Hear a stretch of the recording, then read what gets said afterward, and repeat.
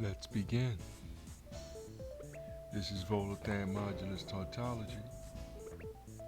Doing my mic checks.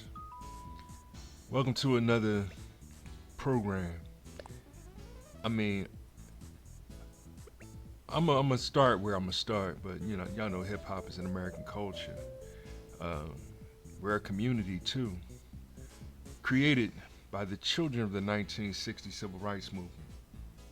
Now, the debate is on what children are we talking about. Well, yes, when my son first came to me when he was but a toddler, we talked about Claudette Colvin, Emmett Till, and Ruby Bridges. Now, those technically their children of the 50s that sparked John F. Kennedy, Malcolm X, Martin Luther King.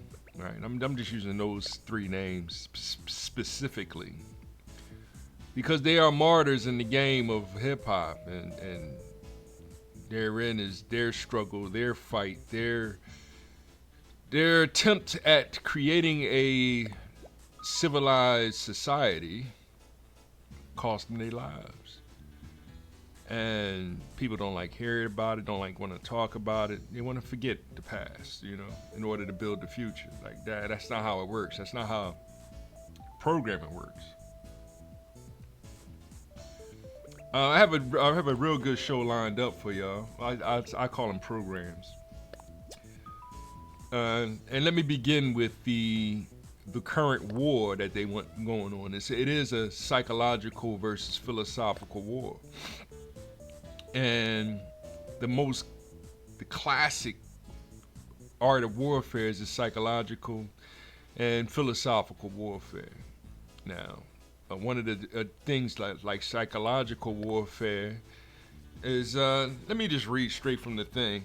The use of propaganda and other psychological operations to influence the opinions, emotions, and behavior of an enemy. In a nutshell, right? It's there it is, and what one tactic of a psychological warfare would be to divide and conquer, right? So you convince one side that they're, say, the East Coast, and one side that they're the West Coast, and you cut it down the line. Same with North and South. That's what the original Revolution War.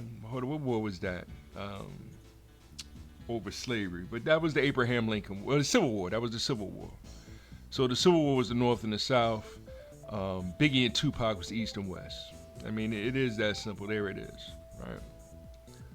Now it's, I guess, dividing the country into four in the classic game of Risk. The USA is two countries, right? You got or two halves. The East and West Coast is how they divided on Risk. But how they dividing us now is community and culture. They're trying to say community is one thing and culture is the other. So you're seeing these politicians blame the culture, blame the culture, blame the culture, and then it's let's rebuild the community. So it's right now all the brothers is like what community? What, like, y'all keep blaming the culture. So I printed it as a Venn diagram to show y'all an example of what they're doing. So on one side we have the FBA, the community. I'm calling it FBA, the community, and they're using a Western psychology in order to fight. And then on the other side we have the culture, the Hip Hop Alliance, and they're using Eastern philosophy in order to fight. So I'm just doing it arbitrarily so that we can start right there to understand the difference between the two and what type of warfare that they're using against us. You see, when Kendrick Lamar said not like us, he's talking about his people, right? They not like us, right? And his use of words is genius because to not like is actually hate. We always compare hate and love. No. I've been saying this for 10, 13 years now on Facebook. Love is strong, hate is weak. So when you dealing with a choice between love or hate, it's love 100%. Give me the love. I don't forget that hate is weak. But then therein you get the contradictors that have to have love and hate, and even one bar in the song that Kendrick made up attacking Drake. He says, "Love and hate, nah, just hate." That's the outcome of a true and false statement. It's a false statement.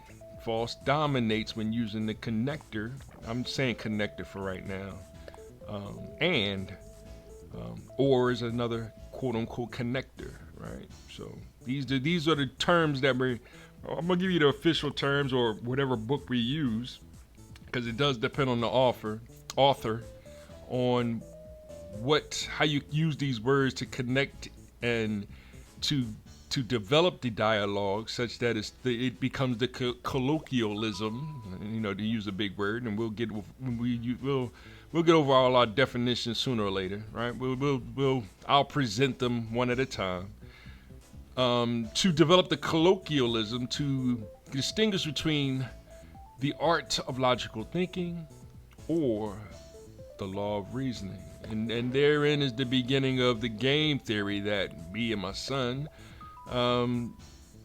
got from watching Matt Pat, I believe his name is again. So Matt Pat retired, and now it's open game. Whoever wants to be the game theorist. And I was like, all right, son, let me and you do it. So me and him, we decided to convert and change our ideas to game theory.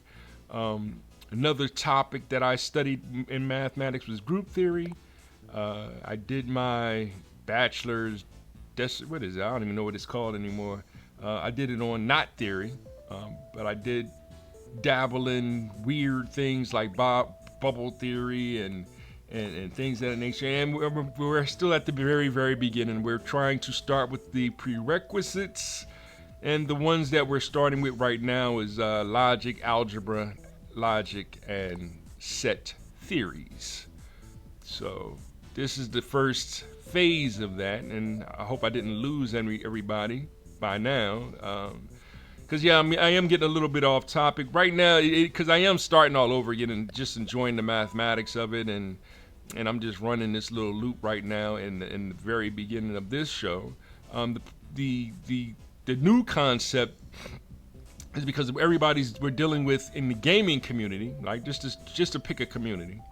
In the gaming community, we're starting over with the Switch 2 soon. Now, I'm saying starting over, but the Switch 2 is going to be that evolutionary leap for Nintendo. Like the way Nintendo, and this is a shout out to Mr. T.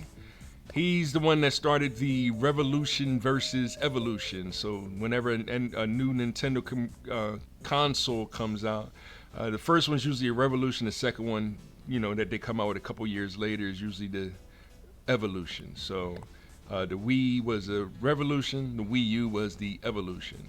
And the original NES was the revolution, the Super NES was the evolution. And Nintendo kind of keeps that concept going and going and going. So right now, they're going with the Switch 2, and then their next system will be the next revolution. And we patiently waiting, because the Switch is a great, is hardware. Now there's a difference between hardware and software, and that's where we're at as a father and son. And my son he's starting to understand, because we started with the 8-bit era and then we went to 16-bit era. It was a lot easier to tell the difference between the revolution and evolution, and how going from 8 bits to 16-bit systems, and how those things work, and the difference in the gameplays, and the difference between the graphics. And so the Nintendo 8-bit system was just the original system for the Nintendo, whereas the Super NES was that evolutionary leap, and the main concept that they gained from that was called Mode 7. There it is. I'm not trying to confuse anybody, but because that's where they talk about now you're playing with power and all this other stuff. But I'm telling my son the truth. Hardware really isn't the power. The power is in the software. And that's what there it is. I'm using a new software, and it's called OBS. So that's really what I'm talking about. How I'm having so much fun using this new program called OBS. The one that we used. Why do I keep forgetting the name of this software that we use? It's not Zoom. Whatever. I always forget the name of the software. Why do I do that? So we use another software. It's an online software. It'll hit me again, and I'll blurt it out or whatever, But it's like Zoom. Zoom is the most popular one. Online kind of software, and my son dabbled with it like for 2 minutes, and next thing you know, he kind of mastered it. So he's ready to get back on there and get back online and connect with people using the Nintendo account and live stream and have fun live streaming, their video outcomes, whether it's racing in Mario Kart or boxing in Kings of the Ring or whatever game we want to use, Mario Golf, to share the gameplay, share the good times talking. It could be a game as simple as chess. And that's a part of the 51 games. And really just, have fun playing the game, having a discussion about life, liberty, and justice for all, or whatever topics we want to talk about. I know there it is. As soon as I say life, liberty, and justice for all, and then we start thinking either politically, religiously, or for very, very few scientifically, using methodologies, yada yada, whatever, colloquialisms that we use in our conversations. And in hip hop, we use, slang, ebonics.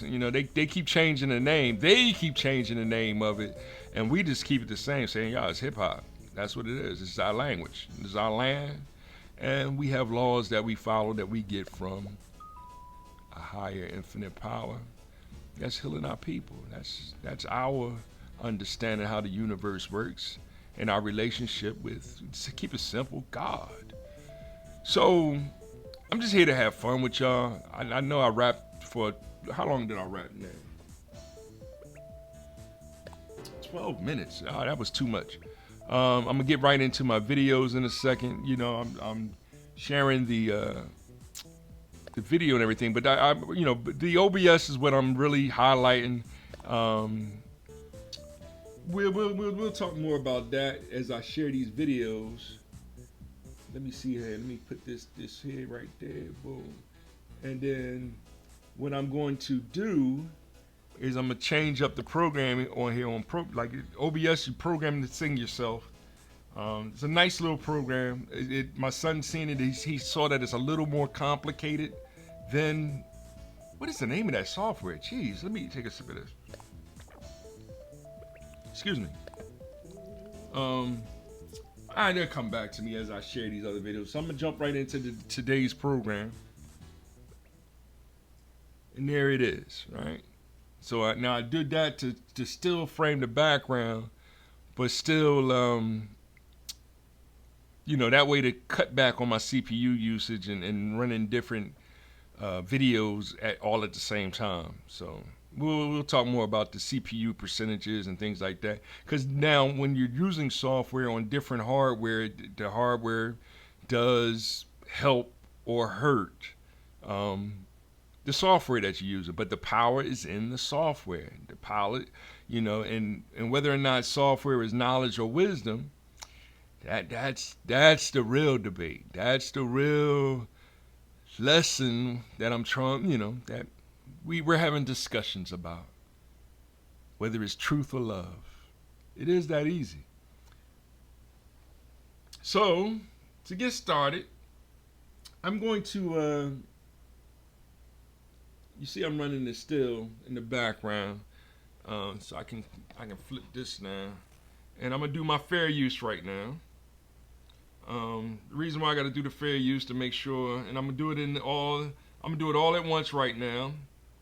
I'm gonna fair use all these videos. I'm just gonna share a little bit 5-minute videos from different YouTube creators and content creators and national and networks and stuff like that. And I'm fair using it for educational purposes. In the 1976 Copyright Act, The fair use doctrine has been used in the United States since at least 1841, but the Copyright Act of 1976 codified it. The doctrine origins can be tracked back to English case law from 1740. So this is a long-standing agreement with the U.S. Constitution, even the Declaration of Independence, the Bill of Rights, and those type doctrines that me and my son are going over together. The first one, Bill of Rights will be, the freedom of speech, quote unquote, and our rights within our country, because we are citizens of this country. So it's showing what it's showing, and I'm going to be playing a video game in the background while I share these videos. So I'll share a little bit of that too, and so the fair use on all these little videos that I share, I'll be dropping in and out my mic. And I hope y'all enjoy it. What's the theme? The theme, well, let me, I am using software. It is called OBS. That is what I'm using. How do I do this? Oh, jeez. So I got to script everything and all right. But OBS is an acronym. For Open Broadcaster Software. Very powerful software. It's open source power software. It's how I'm throwing the different windows together as I use and familiarize myself with the software.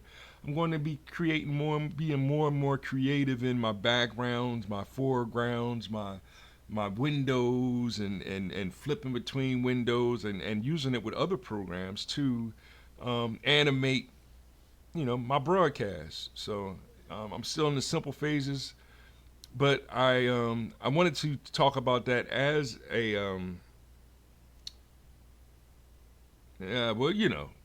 I'll get back more than that. I might be. I think I'm over talking right now.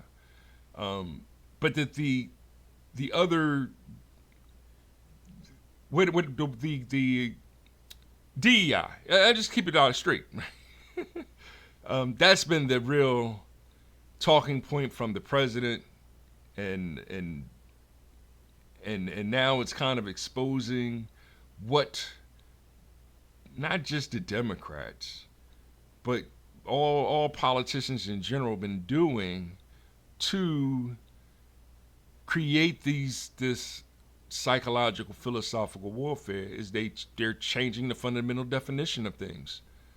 And in thusly doing so, if they're using rhetoric or word salad to do so, it makes them sound even more foolish when trying to write these new quote unquote laws and changing the land and the language of our people. There it is. There it is. So, like I said it before, this is all fair use. We're going to start with Jimmy Dore. Now, Jimmy Dore is interesting because, well, it's going to be some foul language. So cover your ears a little bit. Jimmy Dore is a wild man, but he's on point with it. And then I'm gonna share the whole. I'm only going to share like 5 minutes, and I'm gonna share the whole thing in the in the link, and I'm gonna comment and et cetera, on top of it. So yeah, this is one of my PG-13 or and above show. So yeah, it's really not for the children. It's going to be talking about politics, religion, and scientific methodology. So, but adult stuff. That's what we're supposed to be doing anyway, right? So there it is. Get right into it because I've already wasted too much time, and I don't want to go. It looks like I might go an hour now, but we'll take it as it comes, right? Here it comes.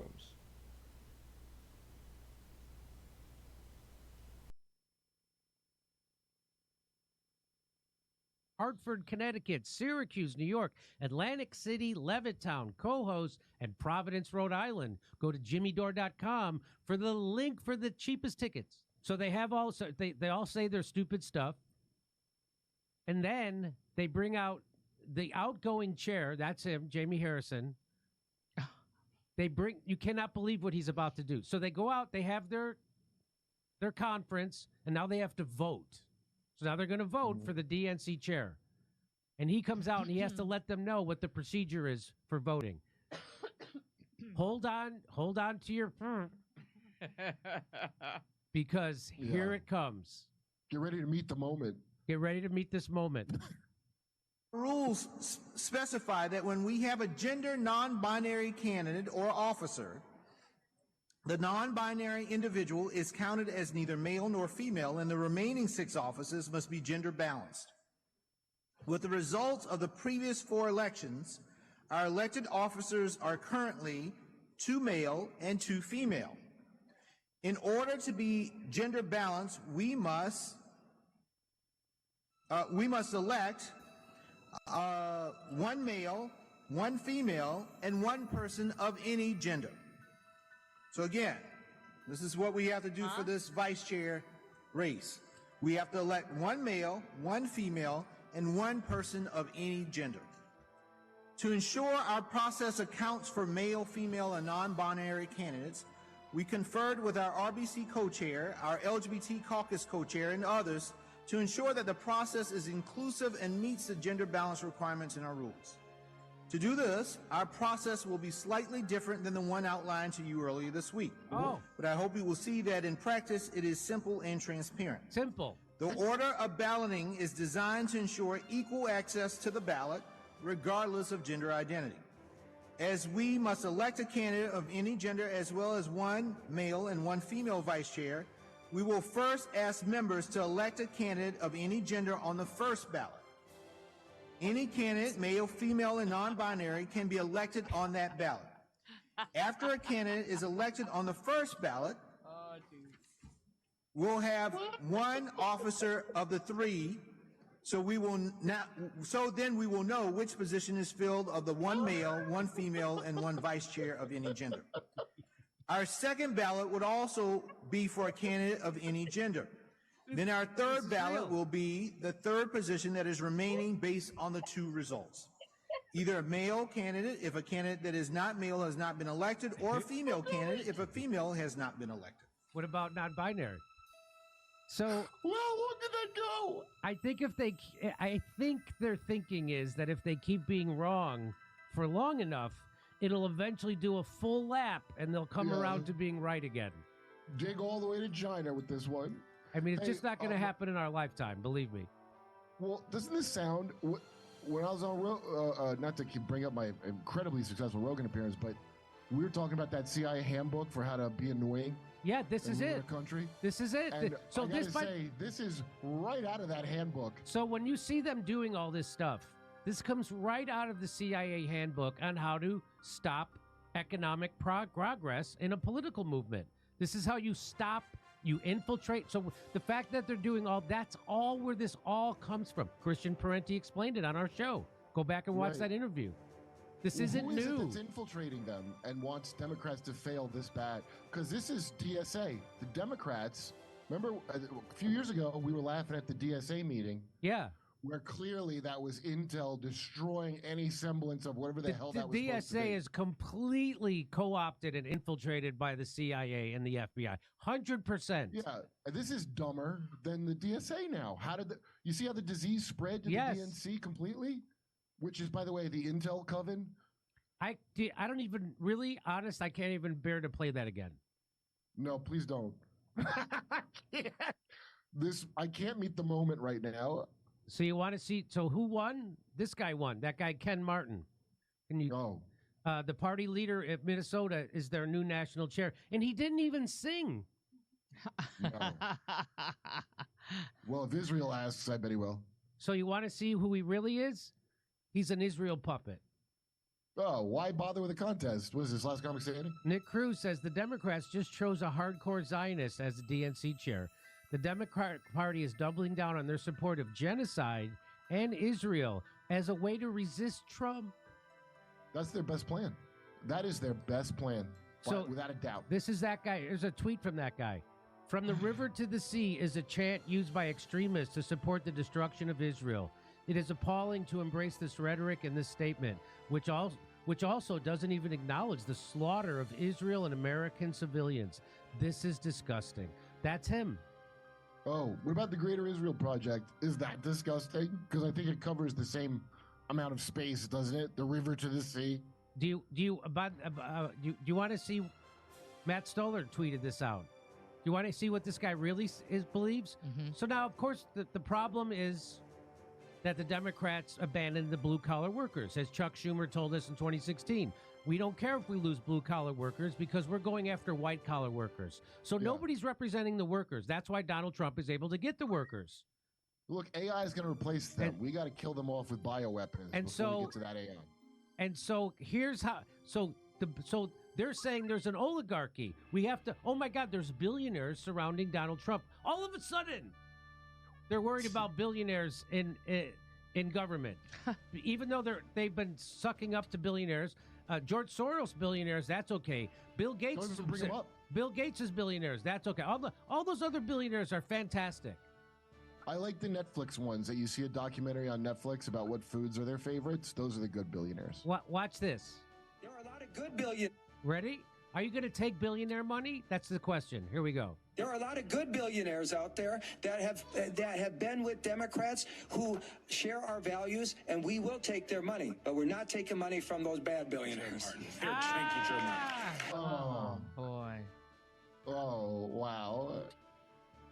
You're not taking money from the bad ones, just the good ones. Just the good billionaires. Like George Soros. Just the good. He's just going to take the good billionaire money, you guys. Funny, right? and it's like, what does that have to do with DEI? Exactly. That is DEI. I'm trying to help y'all define it. You know, they use it as an acronym, just like OBS. We use that as an acronym for a software program. They're trying to program you into diversity, equity, and inclusion is good for you. Like, it's not. It's a psychological warfare. That's what it is. It is their way of putting policies that is, exclusively LGBTQIA. Yeah, they'll say black people. They'll get a black person to represent it. Oh, the whole. I'm going to share more of that conference of whatever that was. With you as we proceed, and it's like, talk about other things, but it's like, that's all. That's in a nutshell.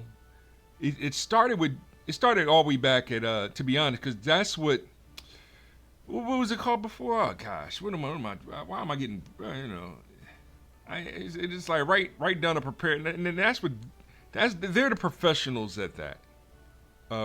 Writing down, I can write it down in affirmative action. Affirmative action converted into DEI under George. Like, come on, like y'all don't see that, right? Under George Bush, it was affirmative action. So what George Bush, Jr. did, he did the same thing, but he did it more so for women, and he did it for immigrants. Then when Obama came in, he just did the same thing. It's just that he got more money from the big mega money people, the billionaires. That's what they paid Obama to push LGBTQIA+. So they can offer Trump or whatever he wants, but Trump's being very facetious with it. That's why Trump said, "I'm a dictator from day one. Immigrants, you got to go." And it's like, and then what was the other thing he did? There's only two genders. Those were the two things that he did that makes him a big evil dictator. Yes, he's being facetious about what's going on with the rest of the world.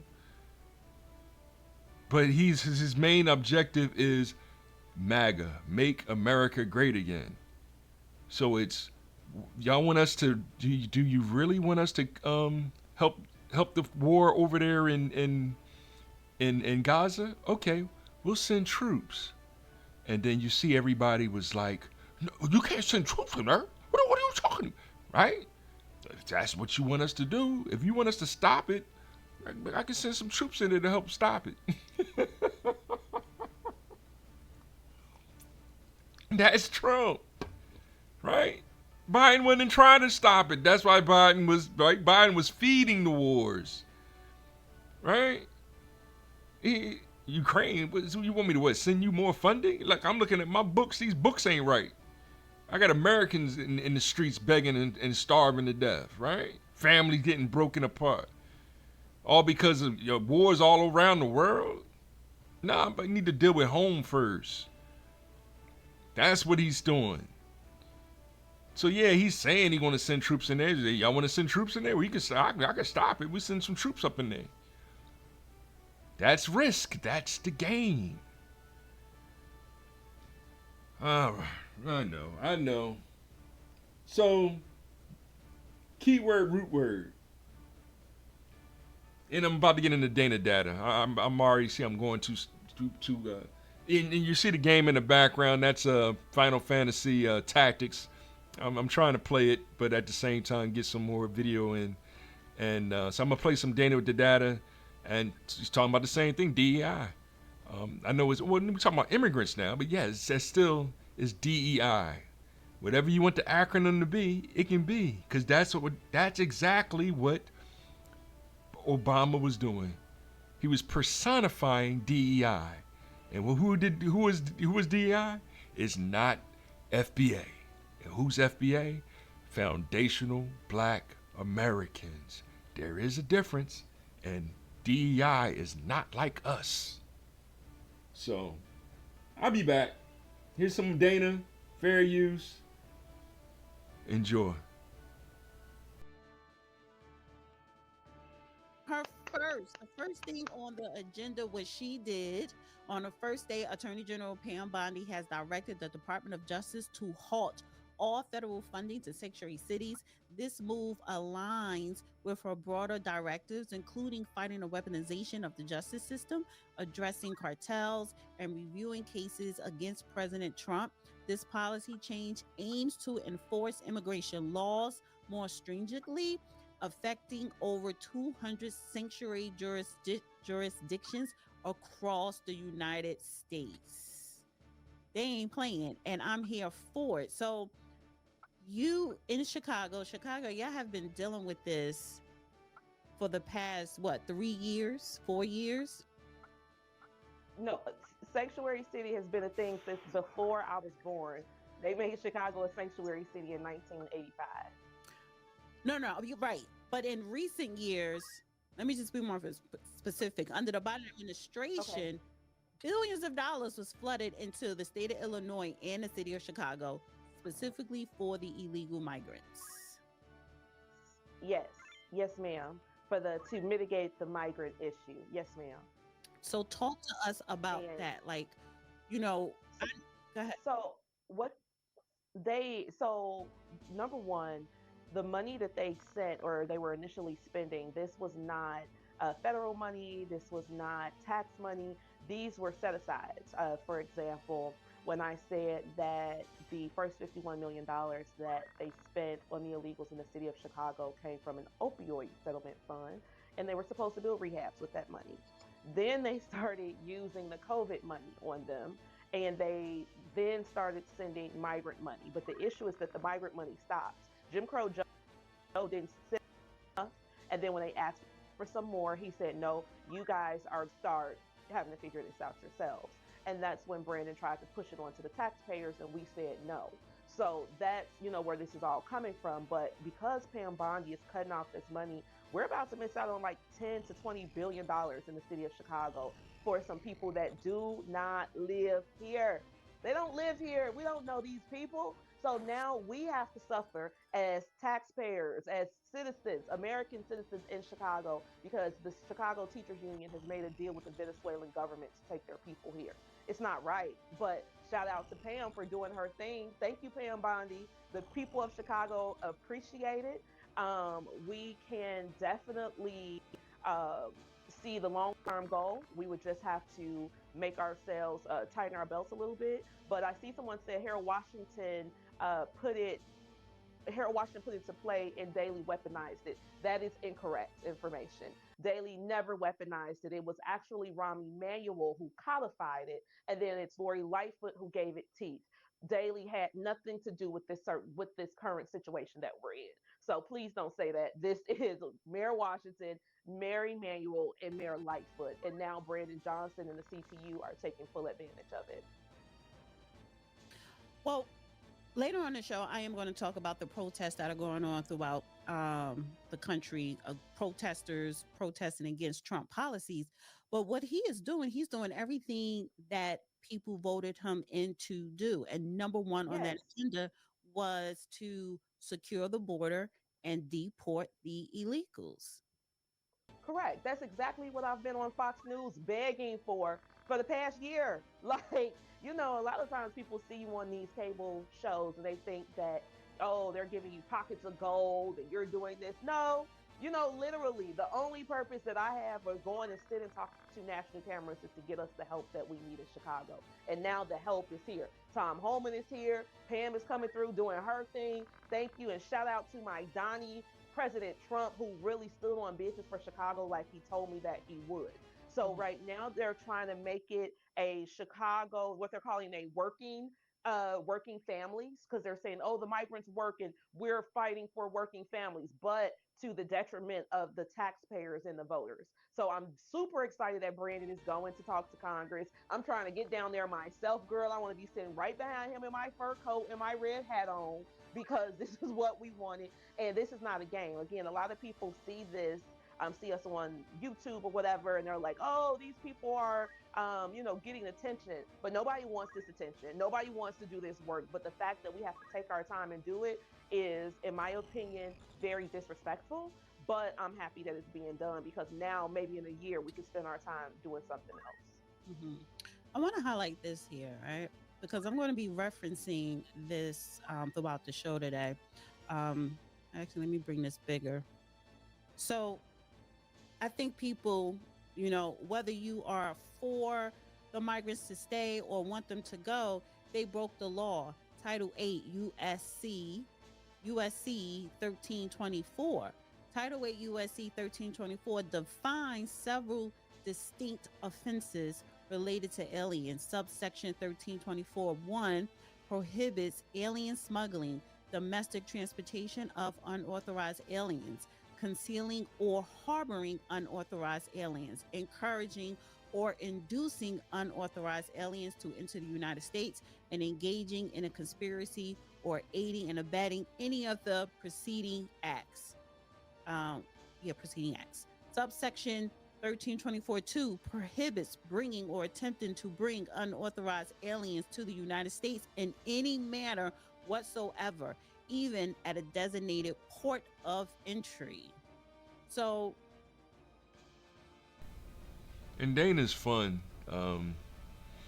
She's usually with Judge Joe Brown, and I mean, when Judge is on it, it's hey, this is what's going on, so they can get his take on it. Is really moved her show.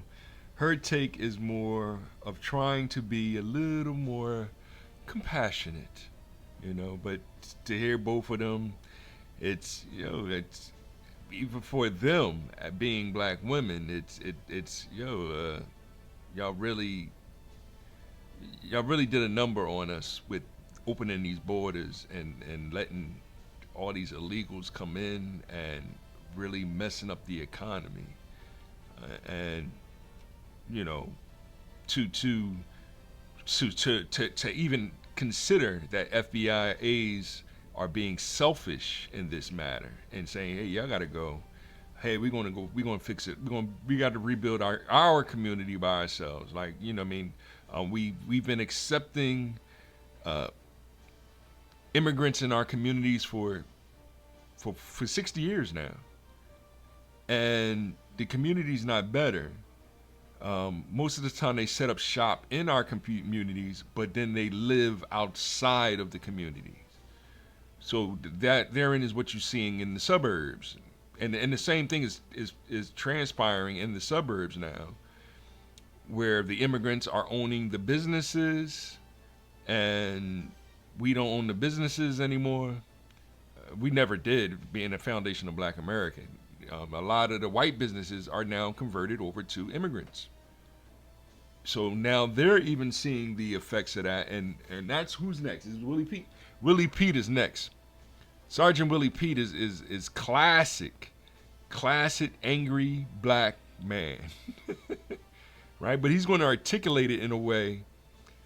He doesn't write his stuff down either, but he's going to articulate in a way. He's so used to repeating it over and over again. I'm repeating game theory, group theory, color theory over and over again. The art of logical thinking or the laws of reasoning over and over again, because that's what I'm working towards. The art of, figuring it out. Getting a problem set and giving you a solution set. Period. That's the core of my mathematics. I'm a problem analyst consultant. All right, I have business cards. I give you a business card. You have a problem that you need to solve. We can figure it out, make a mathematical model out of it, and then come up with a solution set, and then figure out which the best way to proceed. That's a combination of game theory and economics. Economics isn't just money; it's the art of making the most out of life. Game theory is the art of strategy. Right? It's the artistic form of taking the universe and converting it into a mathematical model, and with computers, you're taking the universe and converting them into little ones and zeros. So this whole non-binary movement, and it's like, hey, so you're moving I'm moving the goalpost. No, I'm not, because DEI is it includes immigration, and it includes deviancy, right? But it excludes fatherhood. And we'll get more into that as I'm trying to move it along.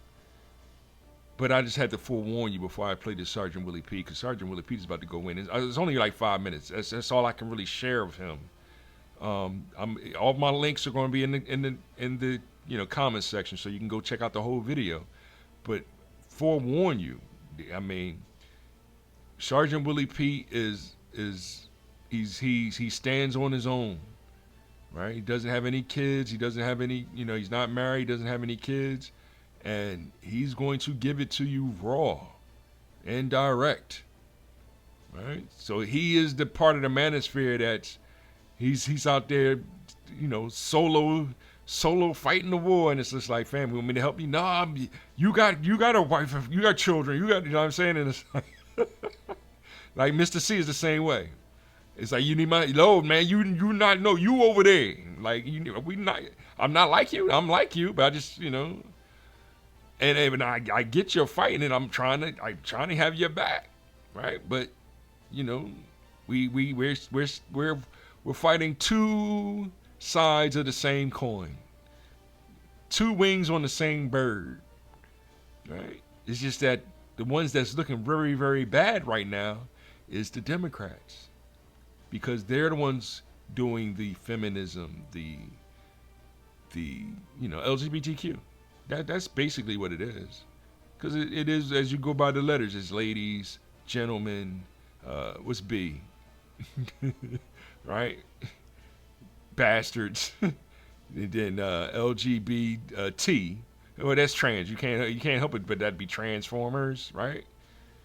And the list goes down. And as you go down the list, and that's the order of their organization. That's what we need to understand. Order matters. Order matters. So here's some Sergeant Willie Pete. I'll be back with more of that order matters. There it is. There it is. Right, this video is going to be all over the place because the world is all over the place right now. And I guess I got to give the topic is going to be about Trump and the things that he's doing, but I need to give this video a bit of an introduction because I'm going to talk about DEI and how DEI has turned into this pejorative. And when I look at the black community and I look at diversity, equity, and inclusion, which Obama, I think, was the first president to use that terminology. And I cannot help but to, with already existing, on top of the irritation that I already have, and this video is not specifically or particularly about black women, but I have to bring this point up, okay, without having any sort of hatred or malice or any of that stuff. But I am angry, pissed off, and disgusted with the way that black women have acted or behaved over the last 10 years. You know, even this whole diversity, equity, inclusion, you know, is primarily black women. Yeah, you got a couple gay dudes and, you know, your blatant shills like Roland Martin. But I'm saying black women were the spear tip of all this black and brown coalition stuff, right? Trying to, you know, create all, you know, add all these other groups, right? You know, because that's what the Democrats did. They did the whole identity politics thing, you know, which basically excluded black men. Black men have long felt just as excluded as white men claim that they're excluded now, right? That's their resentment to, you know, DEI, because one, the economy is bad. Two, you know, today's white men don't feel that they reap the benefits of the system of white supremacy. Now, some feel that they're entitled to it, right? That, you know, this is America, our forefathers. That's what you hear from the white nationalists and shit. And then you have the other white folks that they don't necessarily feel entitled to it, but they're like, hey, I didn't do it. Why are you shitting on me? Why are you attacking on me? Why is everybody so angry at me? I didn't do it, right? I'm not racist, right? And so because of the history and the legacy that white men's forefathers left for them with all the fucked up shit that they did around the globe, right? And the things that they did in this country, which was literally specifically designed to benefit them, you know, especially after World War II. I'd say after World War I in particular, once you got past the Gilded Age, right? Because class warfare has always existed. In, you know, as it's like class warfare first, and then the white elites use the racial shit in order to keep people divided so that they don't work together and overthrow the ruling class. But you can't get most people to see that. And most white men in particular, you know, they still support white supremacy and, you know, how capitalism functions, because they truly believe that one day they will be, you know, they'll be able to move up the ranks, you know, they'll get a pat on the head, somebody will recognize all of their diligent hard work, and that they will, you know, get to, you know, be up there on Mount Olympus and look down their noses at all the peasants. Because, you know, again, it's majority white men that are at the top, white elite men. And they think, well, I'm white too, so I can be a part of that. I don't want to destroy, you know, that system or that infrastructure, because I one day will get to be up there sitting next to the gods on Mount Olympus. That's what they think.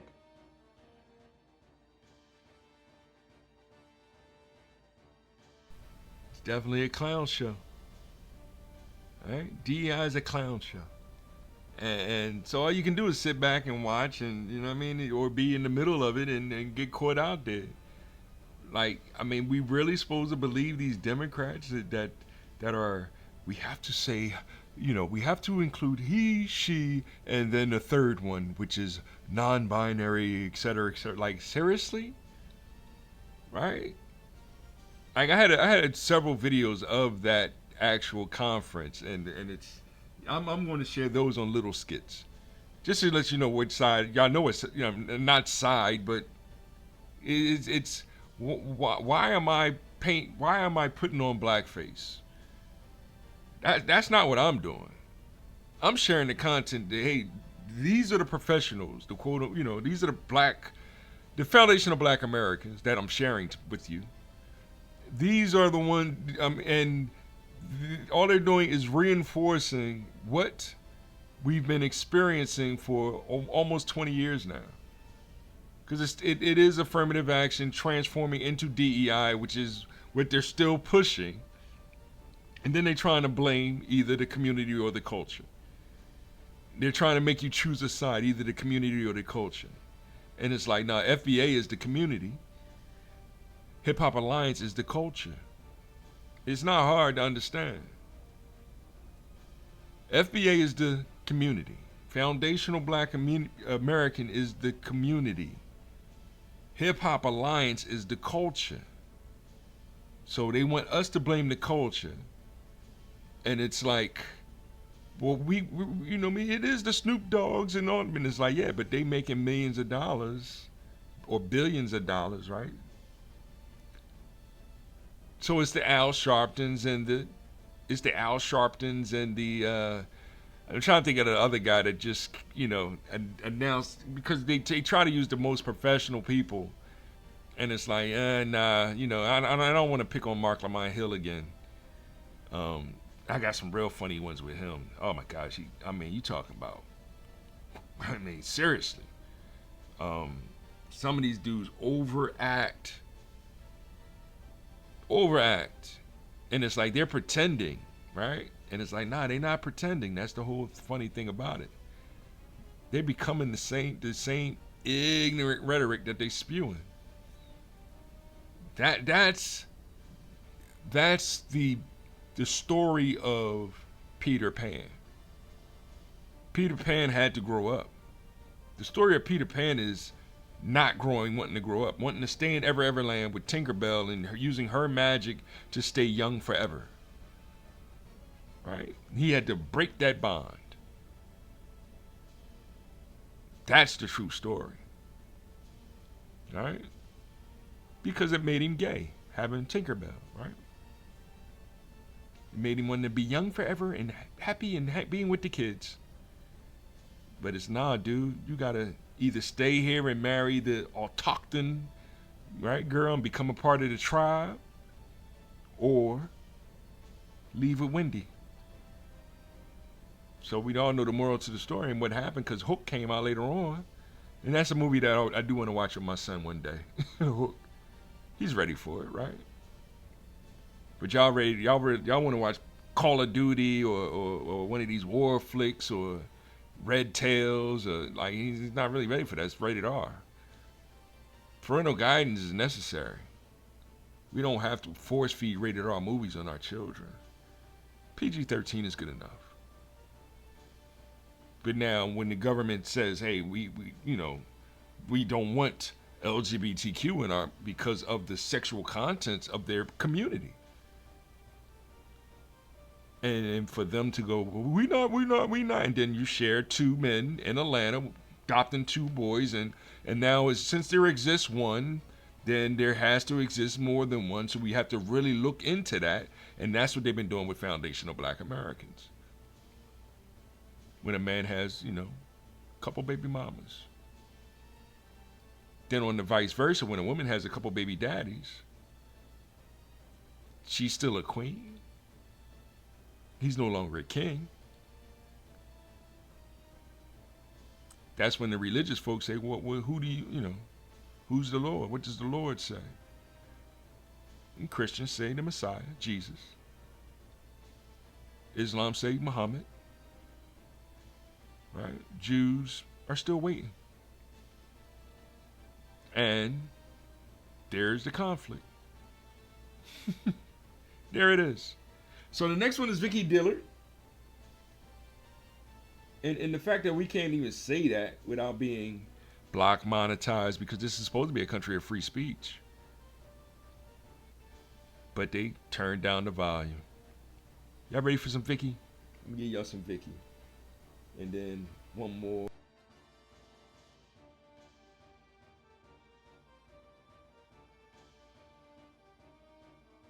Right, this video is going to be. Peace, family. Thank you so much for tuning in to African Diaspora News Channel. My name is Vicky Dillard, and I'm so pleased to be with you today. Family, be sure to engage and comment, and of course, be sure to share the broadcast. That's so very important for our message to get out there. I know some of you oftentimes message me and say, Vicky, I'm glad to see you back, or where you been. Family, just look for my broadcast, okay? Of course, I have so many other wonderful colleagues here, so you just kind of have to search through and find us. Yes, and of course, be sure to check out everybody else's content here as well. Family, for a long time, I have been discussing Chicago, its politics, and a whole bunch of other stuff, like I said, for many years now. And certainly with the situation of the illegal migration, immigration, and the absolute disrespect of the United States at large, and the Democrats in particular. Why do I say Democrats in particular? Related to foundational Black Americans, FBAs, in other words, that represents, excuse me, a lineage, not a group, not a club. FBA represents the lineage of individuals that are responsible for the building of these United States of America. Yes, family, the foundational folks that did it.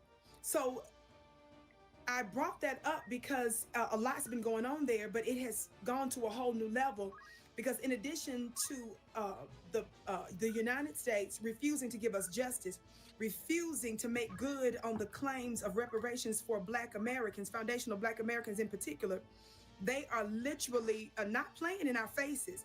They are wagging their fingers right in our faces and trying to make a mockery of us by spending trillions, with the T, trillions and trillions of dollars around the world for unjust, illegal wars and wild, misguided ventures that put the world in a very terrible position. They're spending in our day, in recent history, over the past recent few years, hundreds of billions. You hear what I said?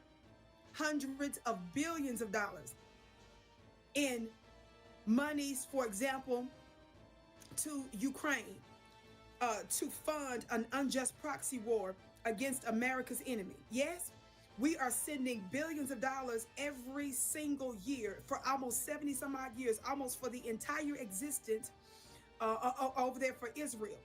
How many of you all know that we've been spending money for other folks here in the United States for legal immigration, for illegal immigration? We brought over here the white Afghans after illegally being in their country and destroying the country and engaging in an unjust war. We brought them here, y'all.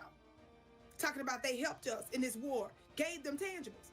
We gave a special type of SSI to Ukrainians. How many of y'all saw that broadcast I did some days back? Of course, I discussed this a long time ago, but I more recently discussed it after the folks on the streets of Chicago started to call out the Ukrainian women that are not citizens here, offering thousands of dollars to Foundation of Black American Brothers for emergency marriage license and stuff. So I had to remind y'all of the level up that we've been giving the Ukrainians. Talk black to me, somebody. We, under the Biden administration and them, how many of y'all know that they gave the AAPI community, the Asian Pacific Island community, that's what that represents, that's what that stands for, millions, tens of millions of dollars, and both the Republicans and Democrats unanimously, almost overwhelmingly, you had a few more Democrats and Republicans, but the majority even of Republicans signed a criminal law for protection for the Asian community. And neither party needed to pass legislation to give them $50 million.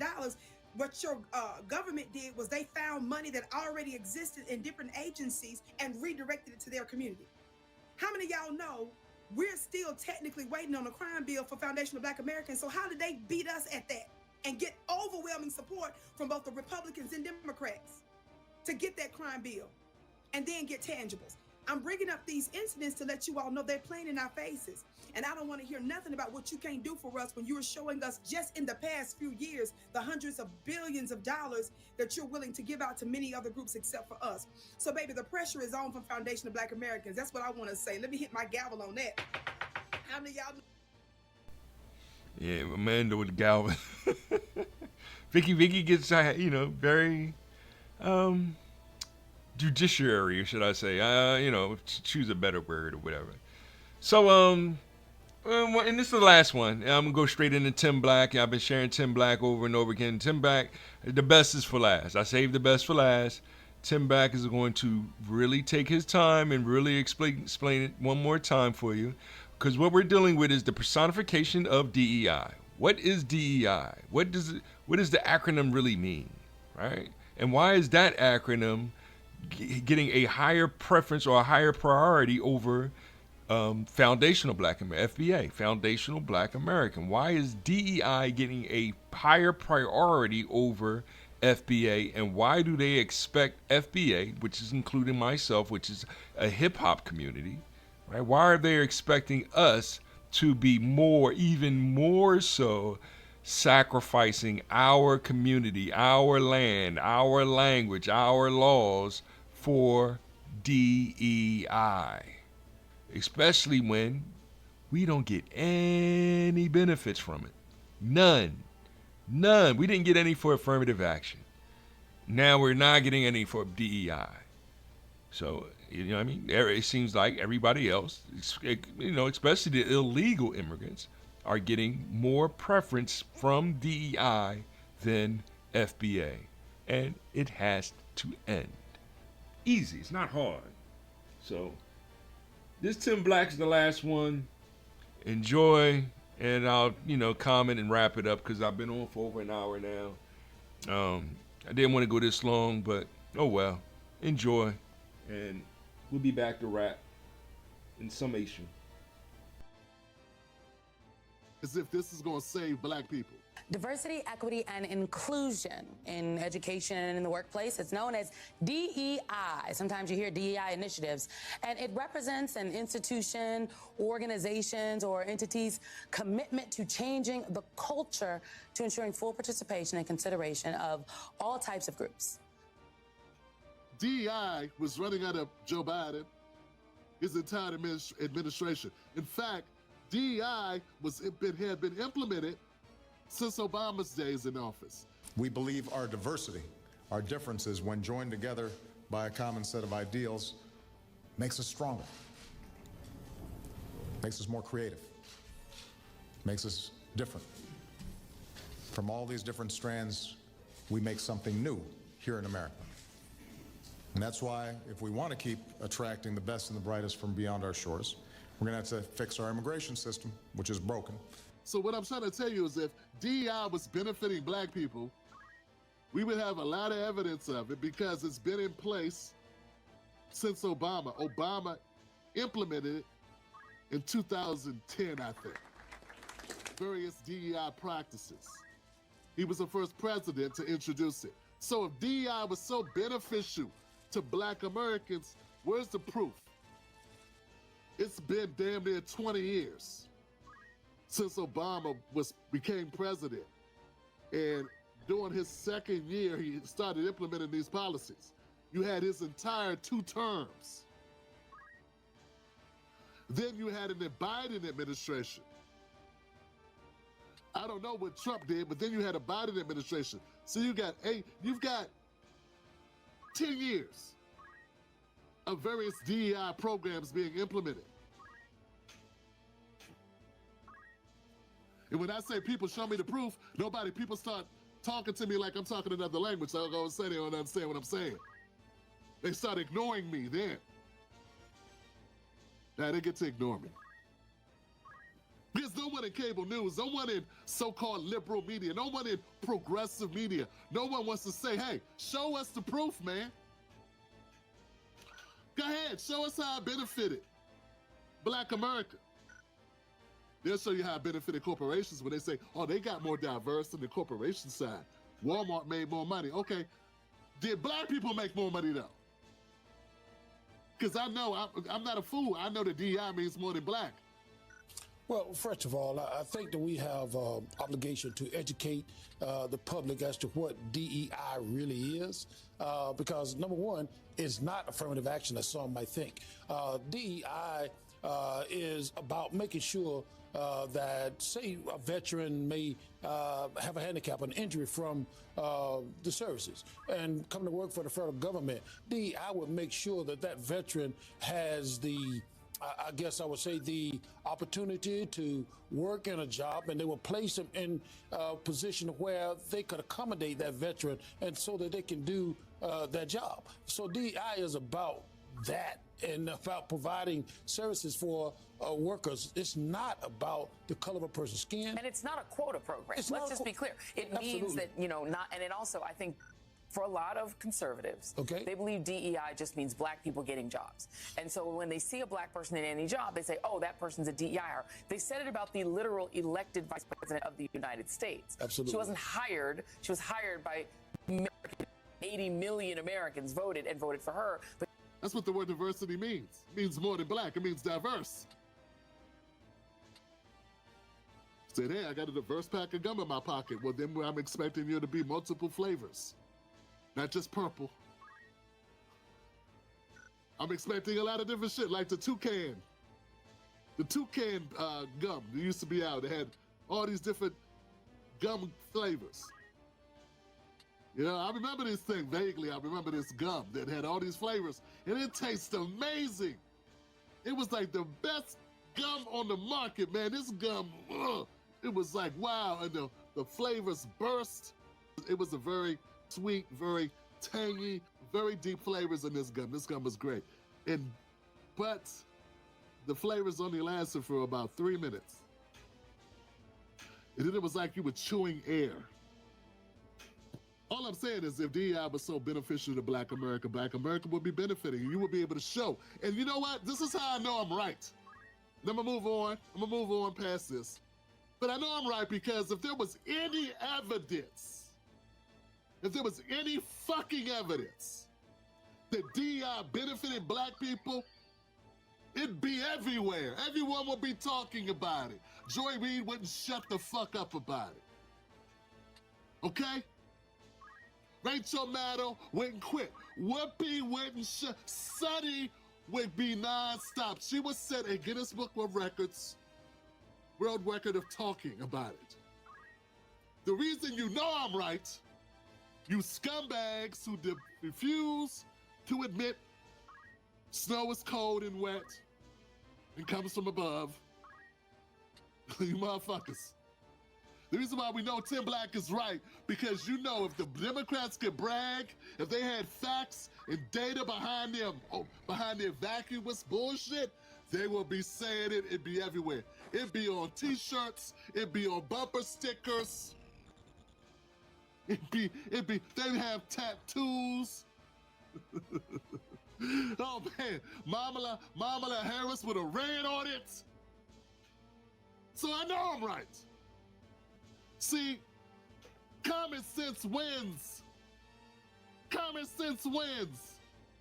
So all you fucking lames and all you liars, and there's a lot of liars out there, all of them can kick rocks. Oh, Tim Black doesn't use the requisite amount of English. He's supposed to show the King's English when he speaks, and he's not using the correct dictation. He's not. His presentation is not like Mark Lamont Hill or Torres.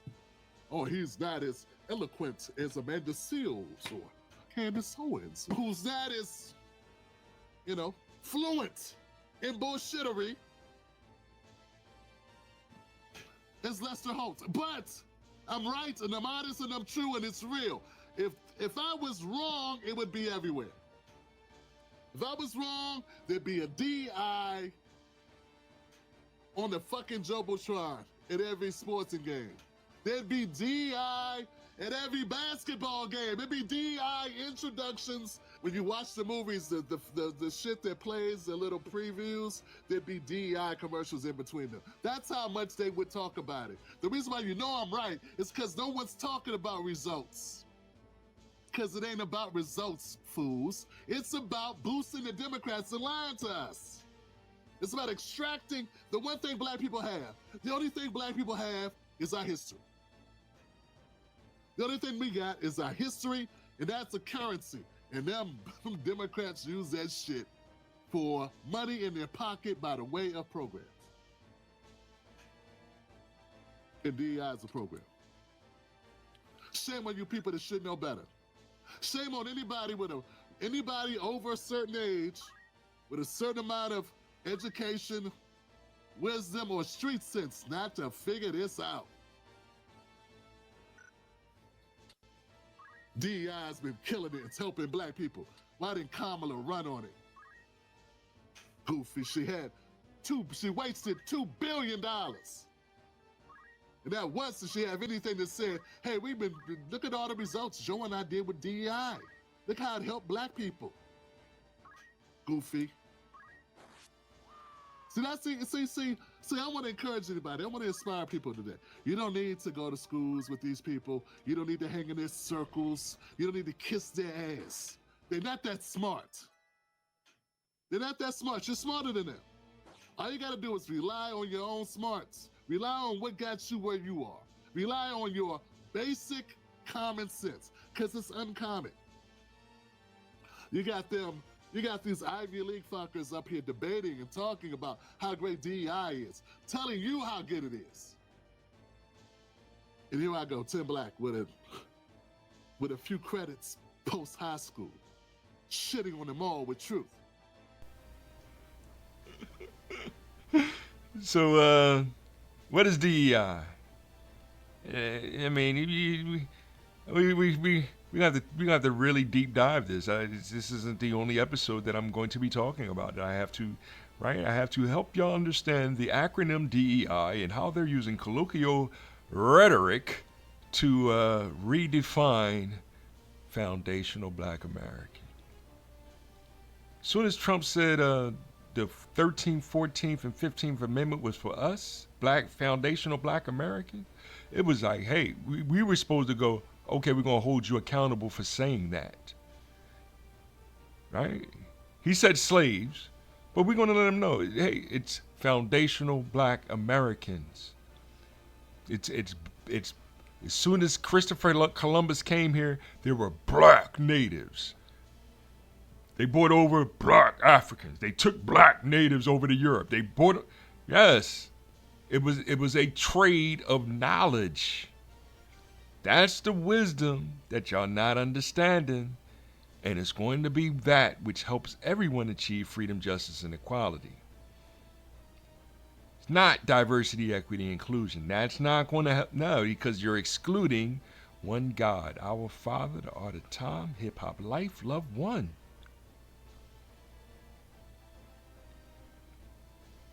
It's not about war, psychological, philosophical, metaphysical. That's spiritual. We'll get back. We'll dive more into that. We want peace. We want compassion. We want unity. Have a little bit of fun. Enjoy this thing called life. God is love. Hip hop is life. Time is holy. Money? That's that fourth dimensional illusion that really doesn't exist. When y'all want to fight over it and they add, subtracting, deleting it all like it ain't nothing. We working hard for it. Y'all can't even hit the like button when we tell the truth. They got the kids convinced to only hit the like button when it's profanity, ignorance, uneducational, right? All the negatives, pride, the actual anti-virtues, right? Why don't we hit the like button for people that are humble? Why don't we hit the like button for people that have patience, that has a beautiful spirituality, the good virtues, not the anti-virtues. Anti-Black racism is an anti-virtue, but they're using it to, this is what Black history is about. See how they were slaves, help the LGBTQ. Like, wait a minute, what? It's not adding up. That's what I've been experiencing for the past years. Let me turn the music up on this real quick. I'm already, you know, I got the device running in the background. I'm already an hour and 15 minutes. I ain't want to do this long of a video. But I'm going to do it. I'm going to share it. Post it for like a month. Just maybe y'all can figure it out. But also I'm going to keep narrative. What is DEI? It's that garbage over there. That's that yuck mouth. We used to call it yuck mouth back in my day. Right? I'm going to bring back underdog too, right? Like I'm trying to bring back that real hip hop. Right? 7 MCs. Take 7 MCs, put them in a line. Take seven rappers who think they can rhyme. It's going to take 7 more before I go for mine. Then that's 21 MCs that ate up at the same time. See, knowledge won't begin until I finish this song, cause the rhyme gets rougher as the rhyme goes on. Sweat as you step about to get hype, or should you just listen to the man on the mic? You're physically here with me, but how could you tell if it's meant to be hip-hop if you're not mentally as well? Rakim #1. And Eric B and Rakim. Let's keep it real. Eric B for president in 2028.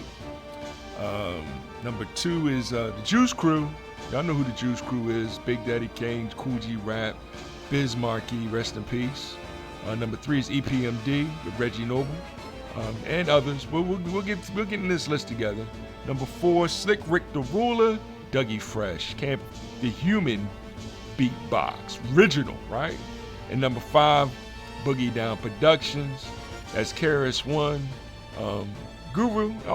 They all part of the same clique. Good people. Those my top 5. We'll go 6, 7, 8, 9 one day. Maybe Nas or Jay-Z, if he's free, right?